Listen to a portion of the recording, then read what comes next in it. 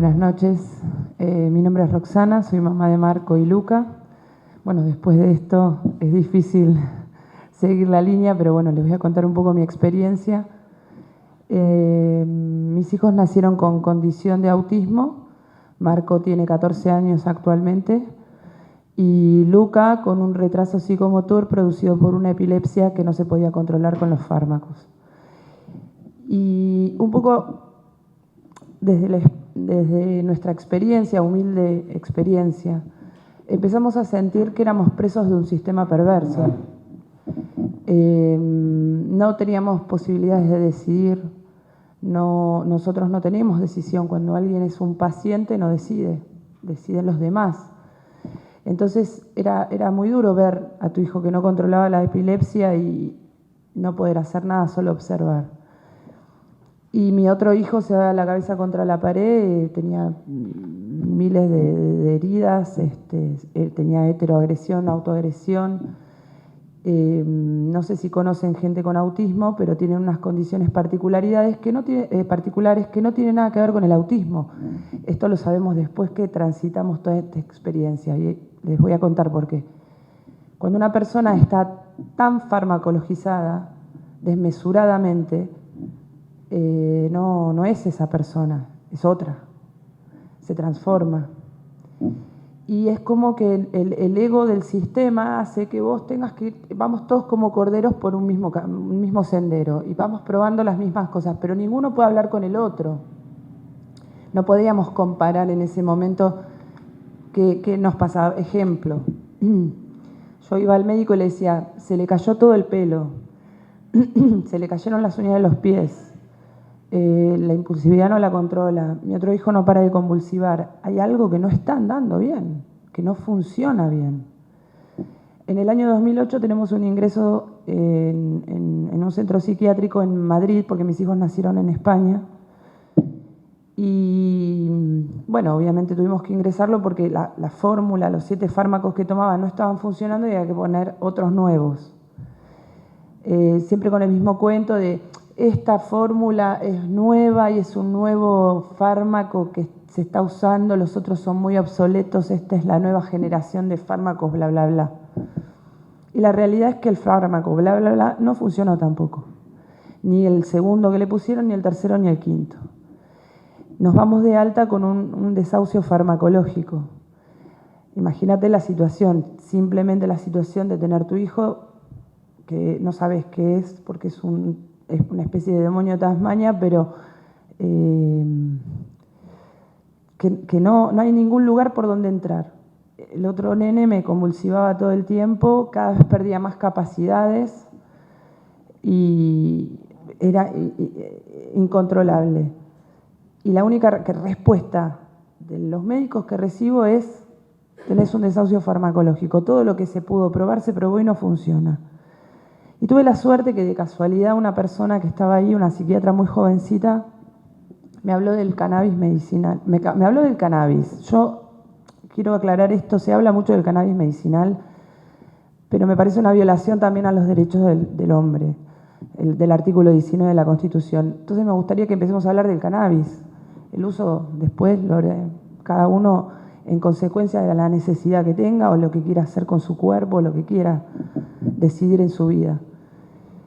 Cuando me habla del cannabis, yo no fui prejuiciosa nunca porque, bueno, acá Mariano contó algo de historia y vengo de una historia familiar. En mi casa el cannabis era algo bastante normal. Yo no consumía porque era deportista y nunca me incliné por ese lado, pero tampoco lo encarcelaba o lo juzgaba o nada. Cuando me hablan del cannabis en España, me dicen que hay un médico en Barcelona que estaba haciendo ensayos clínicos de cannabis, en esquizofrenia, bipolaridad y un par de patologías más. Y me voy a verlo, obviamente. Imagínate, si no tengo respuestas por acá, voy a buscarlas por allá. Alguna respuesta tengo que tener, porque si no estábamos condenados a algo, a la nada. O sea, nuestra vida se estaba invisibilizando, la vida social había acabado, la familia se había alejado y nosotros éramos 4 entes, porque la calidad de vida obviamente no existe, no hay calidad de vida. Y nos vamos a verlo a este hombre. Este hombre nos comenta que él no había probado en niños, pero que bueno, que si yo me animaba y que lo tomaba como una opción viable, él hacía el acompañamiento. Y me pareció fantástico poder encontrar una alternativa y que no tenga nada que ver con el consumo de drogas, porque para mí el consumo de drogas es la alopatía. Y de hecho, si ustedes hacen una prueba, porque tenemos el caso, tengo una compañera que ella se reconoció como adicta al clonazepam y llamó a una fundación muy conocida, creo que es Al-Anon o algo así. En mi época era el programa Andrés o algo. Y comentándoles que tenía problemas con el clonazepam y le dijeron que no había tratamiento alguno para sacarla de ahí. ¿Cómo?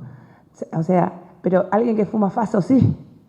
O sea, estamos todos, está distorsionada la realidad. Cuando vuelvo a Madrid, que vuelvo con la idea de cultivar, de aprender a hacer la medicina de mis hijos, que en realidad yo no sabía que el cannabis se podía hacer aceite, entonces mi idea era hacer una manteca, que fue lo que hice posteriormente, macerados de oliva. Se lo comento a la pediatra porque la verdad que estaban muy mal mis hijos y nosotros tenemos todo documentado, por suerte. Y recibí una denuncia donde me dijeron que, bueno, que los servicios sociales me iban a sacar los chicos si encontraban rastros de marihuana en su organismo, con lo cual tuve que hacer análisis cada tanto para que corroboren que no le estábamos usando la sustancia. Nosotros estamos perdidos en la nada absoluta, donde no había ningún organismo, ningún lugar social, organismo que nos ayudara a la nada, o sea, a nada. Nos estaban, yo siempre digo, nos estaban empujando al suicidio. Y tenemos el caso de una familia que fue, creo, no me acuerdo si el año pasado o el otro, un papá terminó asesinando al hijo con autismo de 40 años, a su mujer con Alzheimer y se mató él. Y eso no puede ocurrir. El Estado no puede apartarse de esta realidad. Y es muy peligroso que nos abandonen de esa manera. Pero bueno, no teníamos respuesta. Volvemos a Argentina con un desahucio importante y una calidad de vida deplorable. Y bueno, nos pasó esto, plantearnos la vida, si estábamos sobreviviendo la vida o viviendo. Y la verdad que la respuesta era sobreviviendo. Y no teníamos muchas ganas de seguir así. Justo mi hijo me había bajado 3 piezas dentales, me rompió una mano y la verdad que yo estaba muy mal también. Ya había caído yo también en el núcleo. Y tengo la suerte que una amiga de toda la vida me incita a, bueno, a hacer una manteca. Me investigaste tantos años, ya sabes que no hay riesgos claros en la salud, no es adictiva porque no tiene ningún sintético que genere adicción orgánica. Había recibido en ese momento también algunos ensayos clínicos donde claramente mostraba que mejoraba la calidad de vida. Nadie habla de cura, nadie se cura de la condición que tiene, pero ya con conservar una calidad de vida y como digo yo, tener dignidad, o sea que lo más importante es lo mejor que te puede pasar en la vida. Y claramente la medicina farmacológica no nos estaba dando calidad de vida. Preparamos esta manteca y hete aquí que en una hora, si mi hijo se levanta como un demonio de Tasmania, agarrándolo, sujetándolo con forcejeos, no sé si ustedes vieron lo que es las crisis, mi hijo tenía crisis continua, lo poco que estaba despierto era continuo. Aparte se acostaba a dormir a las 5 de la tarde y se despertaba el otro día a las 8 de la mañana a veces, de la cantidad de fármacos. Y mi hijo a la hora de tomar 2 galletitas con manteca de cannabis, o sea, de ninguna genética, yo no tenía idea de las genéticas. Mi hijo estaba perfecto, o sea, estaba mirando sus videos en YouTube, obviamente que como mamá asustada filmándolo y mirándole los ojos a ver si tenía más colorado, si tenía las pupilas dilatadas. Por ahí dije en un momento, estaba esperando que saliera algún tipo de demonio de todo lo que nos habían contado durante la historia. Y la verdad que era el tipo más pacífico que vi en mi vida. Un pibe que no podía estarse quieto, podía ver los videos en YouTube. Y mi otro hijo hicimos la prueba con el cannabis, pero no teníamos tanta urgencia, aunque sí, porque convulsionaba 30 veces, pero la calidad de vida la teníamos mal con Marco, porque era imposible. Y con el tiempo de estar haciendo este tratamiento, súper callado, puertas para adentro, muy reservados con todo, al año siguiente, cuando empieza el colegio, los chicos, bueno, Marco no, porque Marco estuvo sin institución durante 3 años. Este es otro tema que por ahí desde lo legal tendrían que verse la cantidad de abandono que hay en los chicos con situaciones críticas de conducta. Están apartados de la sociedad y de todo derecho. Se violan todos los derechos del niño, del discapacitado, tanto internacionales como las leyes nacionales. Pero bueno, eso sería otra charla que estaría bueno que la podemos tocar algún día. Y total que cuando empieza el colegio mi niño menor, la directora me cita a los 15 días porque veía algunos cambios muy positivos en Marco y en Luca, y quería saber qué estábamos haciendo en casa. Básicamente preguntarme si había empezado alguna terapia nueva, obvio, ¿no? No se esperaba la respuesta de está tomando cannabis. Y cuando, bueno, le comento esto, ella me habla, por ejemplo, había mejorado, mi hijo es norverbal, el más chico, había mejorado la comunicación, el entorno, o sea, por ejemplo, podía pedir ir al baño, él maneja señas, entonces le pedía a la maestra ir al baño y volvía sin que lo tengan que buscar, la mejor relación con sus compañeros, un juego más dirigido, poder realizar una tarea chiquita, porque Luca era como un potus, imagínate, vos lo ponías parado, él se quedaba parado, vos lo sentabas, él se sentaba, no sea, nunca manifestaba ningún interés era búlico, no tenía interés con el entorno. Pero el entorno empezó a cobrar importancia para Luca y esto le permitió empezar a aprender un poco. Y la directora estaba fascinada con este cambio. Y claro, cuando le digo que está tomando cannabis, cerraron la puerta, vinieron 5 más y di un pequeño taller, fue mi primer taller a un colegio que hasta ahora sabíamos que las instituciones educativas están totalmente en contra de esto. Y yo sentí que había ganado una batalla. Al mismo tiempo también se lo comunico al médico, porque yo venía con mucho temor con decírselo al médico. Yo siempre les sugiero a las familias que traten de buscar los médicos, que no se queden solas en este recorrido. Ahora tenemos más oportunidad que cuando nosotros empezamos, pero la realidad es muy duro porque no sabes la combinación, no sabes si va a interactuar con un fármaco. Hay muchos miedos que hoy ya no los tenemos, obviamente, por la experiencia empírica, pero igual cuando es la primera vez que vas a transitar este camino tenés 3 millones de dudas. Pensás 100 años de prohibición que pudieron eclipsar 5.000 años de medicinal.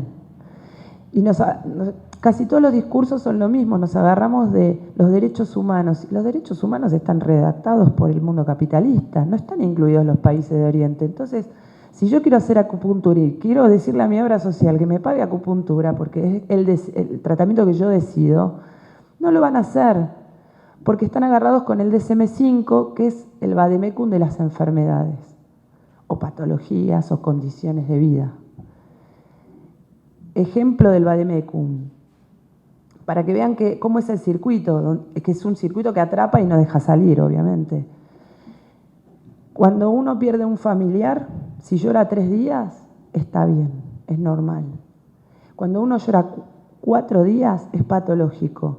Y si vas a la consulta, salís con sertralina, anti no sé cuánto, anti no sé qué, no un té de tilo, no una clase de meditación y de yoga, no. Vas a entrar con todo un montón de fármacos que van a ir a un síntoma, porque no controlan la patología. La patología no se controla. La patología es una condición que nos inhabilita en un lugar. Y los fármacos van a actuar en los síntomas. ¿Y de qué?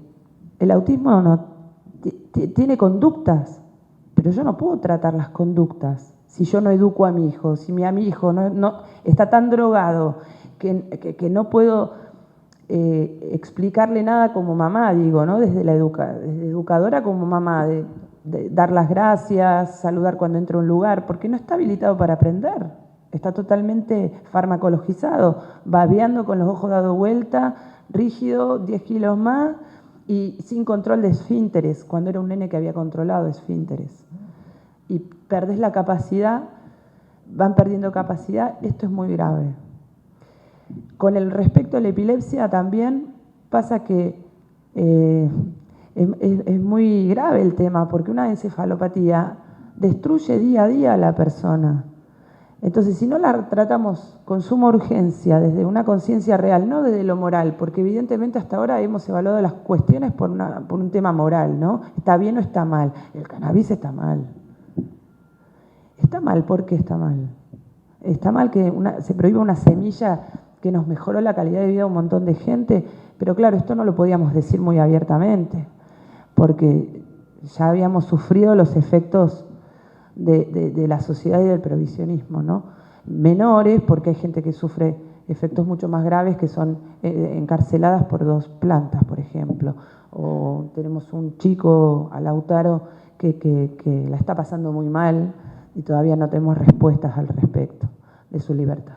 Pero bueno, volviendo al tema de Luca, evidentemente había evolucionado y yo no había sido capaz de observarlo bien, pero bueno, cuando vamos a hacer los estudios, Luca no convulsivaba, no tenía actividad epiléptica y yo ya llevaba un año, no me había dado cuenta que llevaba un año sin ver a mi hijo convulsivar. Y cuando llego a este registro de observación, me agarró primero mucha bronca, porque digo, si hubiese tenido la posibilidad y alguien humano al lado que me diga, che, probá el cannabis como alternativa y después vemos los fármacos. Hablo de los médicos, ¿no? Mi hijo tal vez no tenga el deterioro, no hubiese tenido el deterioro que tiene hoy. Pero por eso me transformé en activista. Hice que toda mi bronca, todo mi enojo, toda mi frustración de todo lo que habíamos vivido, porque fue terrible, y ahora después quiero hacer una mención al respecto, lo convertí en militancia. Y empecé a meterme a entender por qué se había prohibido, es leer, ¿no? Nada más. Y entender que se habían violado los derechos constitucionales. Digo, si yo de la puerta para adentro de mi casa quiero andar en zunga, ¿por qué me lo van a prohibir? Digo, ¿por qué va a venir alguien y decirme que la calabaza no es buena? Porque estamos hablando de una semilla, voy al absurdo y al ridículo para que el concepto se entienda. Que además tenemos efectos medicinales o terapéuticos, si querés, de la planta. Que lo fumes recreativamente, lo tomes en aceite, lo vaporices, hagas comida con eso, es tu problema, es tu decisión. Y yo no puedo moralizar esa decisión, bajo ningún punto de vista. Y mucho más soberbio cuando vemos que nos pasa continuamente, nos pasa ahora, nos pasó ayer, nos pasó hoy. Cuando vos vas con todo este testimonio empírico a un médico y le decís, mira, tengo a mi hijo en estas condiciones ahora, mi hijo, no sé, por ejemplo, en febrero ya está escolarizado después de 3 años, puede hablar mucho mejor, Marco, mejoró la calidad, mejoró la articulación, claro, al no estar tan drogado puede hablar, o sea, esta es la realidad. Ya no se babea porque no tiene laxitud en la boca, entonces puede modular mejor.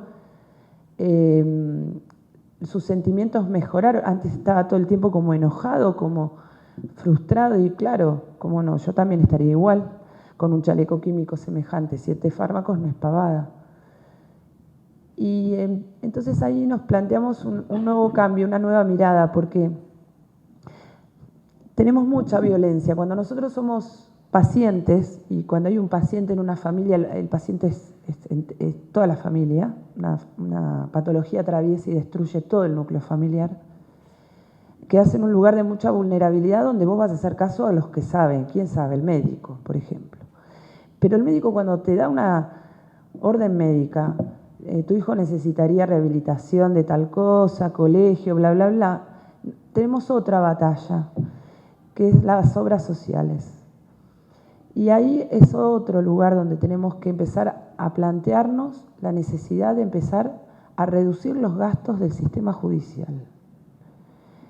¿Por qué? Porque necesitamos todo el tiempo hacer amparos que no dejan ningún antecedente a la obra social, porque después el arreglo es puertas para adentro con el que demanda, obviamente que te dan todo lo que necesitas, que está dentro de la ley 24.901, por cierto, pero que tenés que llegar a ese recurso. ¿Quién lo puede hacer? Alguien que pueda económicamente costearlo, porque las personas con una situación económica muy bajita no puede costearse un abogado.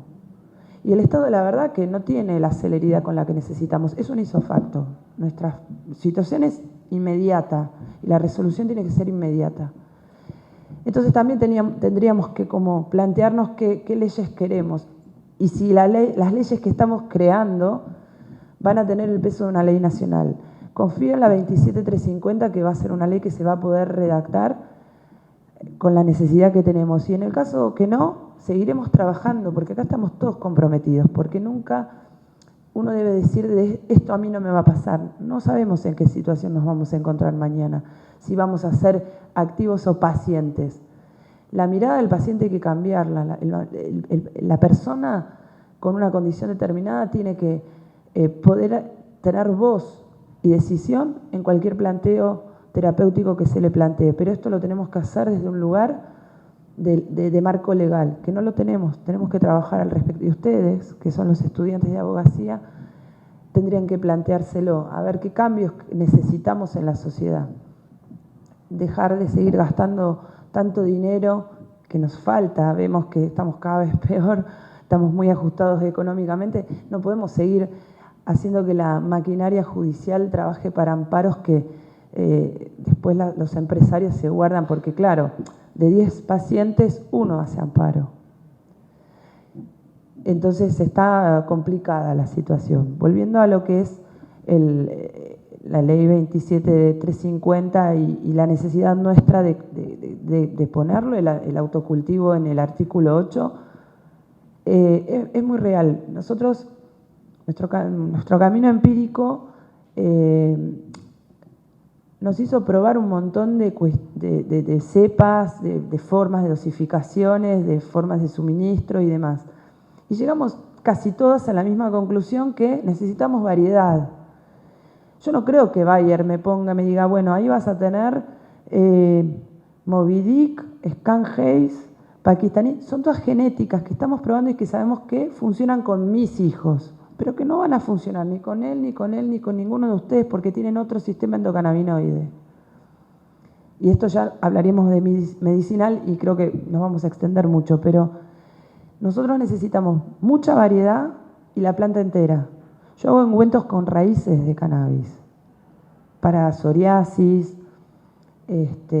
bueno, porque mi hijo tenía por los fármacos dermatitis severa atópica, que se le hacen como rojos en los pliegues y después se le va coartando la piel. Es muy doloroso, es muy molesto. Como les comentaba, se le caía el pelo. Bueno, también se le hace la dermatitis a nivel en el rostro, como si fuese un principio de psoriasis. Y yo uso los ungüentos de la raíz de cannabis para mermar estos síntomas. Y la realidad es que mi hijo no se rasca más, no se queja más y no tiene más rojos. Y mi nene más grande usa índicas, 4 variedades de índica.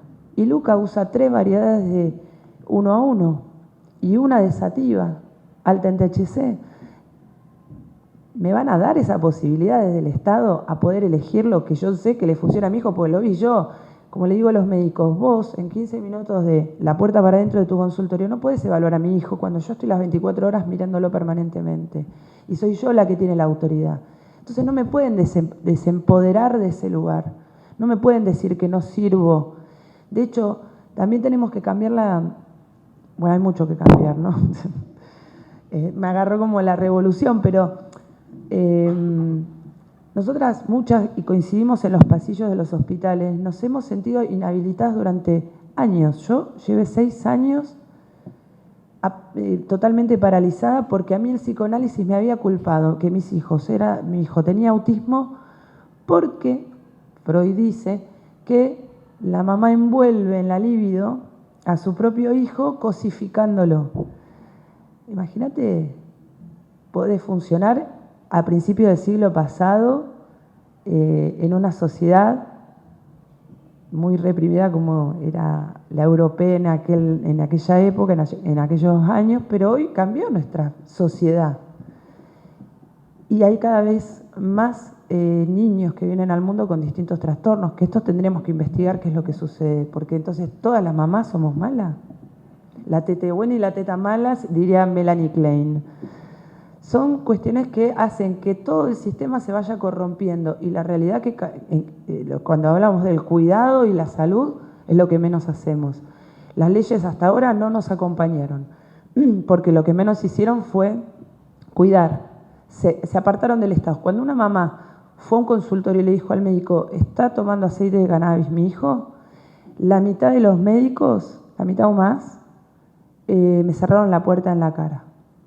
El único médico, que es la neuróloga que sí continuamos hoy, que es una neuróloga de hospital público, cuando yo le dije a mis hijos, llevamos un año con tratamiento de cannabis, me dijo, contame todo, y es la que hoy me ayuda a acompañar a otras mamás desde el saber de la medicina, con la opción del cannabis y del autocultivo, porque hemos visto los progresos, ¿no? En mis hijos, en todas las mamás que venimos luchando muchísimo esta batalla titánica porque perdíamos a nuestros hijos. O sea, no sé si se pueden imaginar algo más terrible cuando vos ves la mirada de tu hijo que se va apagando. Y ahora vos mirás a tu hijo y tu hijo está con unos faroles increíbles, muy iluminado y superando cualquier cosa que se le está planteando. Y ahí ya no entra ninguna ley, no entra ninguna prohibición y no entra yo. Siempre dije desde un principio, si yo tengo que cultivar e ir presa por mis hijos, lo hago, no me importa. Porque algún amigo le va a seguir cultivando a mis hijos. Pero esto se tiene que modificar, porque nadie tiene que ser condenado por tomar una decisión de vida, y menos cuando es tan absurdo. Por otro lado, la reducción de daños. El Estado no se puede apartar de la decisión que toma una persona. De condición de vida. Si vos vas a una fiesta y quieres tomarte un LSD, no pueden no atenderte o no saber cómo no atenderte porque nadie les explica cómo hacerlo. En Europa hay unos dispositivos increíbles donde vos, si vas a una fiesta electrónica y decís tomar un LSD, probar, experimentar, porque ¿por qué no experimentar con la vida también, con cosas? Porque es parte de crecer, experimentamos todo, crecemos. Cuando empezamos a caminar, empezamos a ver cuánto podemos saltar. Así es la vida en general. Entonces, si a nuestros hijos les prohibimos las cosas, los estamos lanzando directamente al consumo de droga, atrás de nuestras espaldas. Entonces pasa lo que pasa, que se nos muere un pibe deportista porque tomó un LSD, no sé qué tomó, pero, ¿entendés? Donde no hay el cuidado del agua, no hay un servicio médico que esté en la puerta para cuidar cualquier riesgo que pueda ocurrir dentro del lugar. En el cannabis nos pasaba lo mismo, estábamos muy solas, entonces decidimos armar una red de madres y padres, familias más que nada, y cultivadores, porque la realidad es que la situación de los cultivadores hoy por hoy están muy vulnerada.